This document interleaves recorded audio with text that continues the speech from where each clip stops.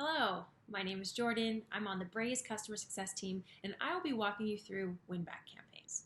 Now, we all know that the cost of acquisition is rising steadily, and recent data has shown that it can cost up to 5 times more to attract a brand new user than it does to nurture and retain an existing one. And that is why win-back campaigns are such a crucial element of a sophisticated marketing strategy.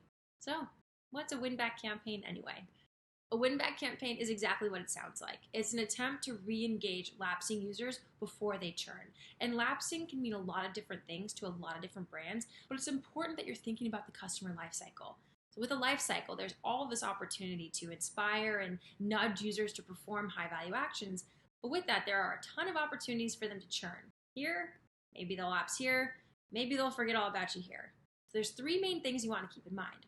The first, with a win-back campaign, is to thoughtfully target your audience. Think about what a true lapse looks to your brand. It could be very different across verticals. Second, keep it short, keep it sweet, and keep it to the point. Focus on the value. And lastly, know when to say goodbye. It's really important for any relationship to recognize when someone's no longer interested. But starting from the beginning, thinking about targeting your audience. Like I mentioned, there are a couple different ways you might think about lapsing. It could be, have they not interacted with your content, your website, your product, your app in a long time?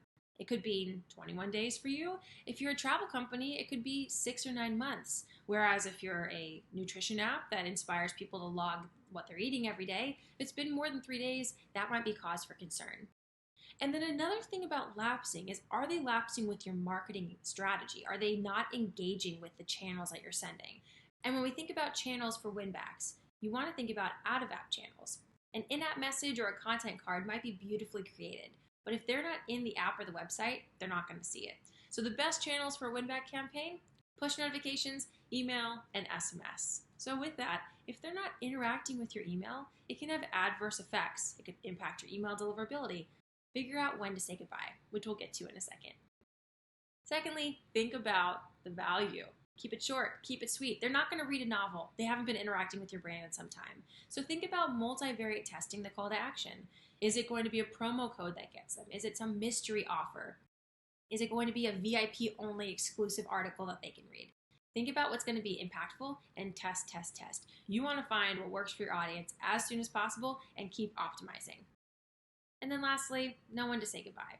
It's kind of a bummer, but not everyone's going to want to read what you're sending them. So recognize when it's been a while and let them know that you're saying goodbye. But then also give them an opportunity to opt back in if they're interested. But like I mentioned previously, email deliverability can definitely take a hit if you're sending out emails with content that people aren't engaging with. If it's been some time, consider creating a sunset policy and know when to opt them back out. And that's it. That's a win-back campaign in 3 easy steps. Highly recommend that you reach out to us, let us know what you think, and check out the Braze Perspectives article, What's a Win-Back Campaign Anyway, for more information.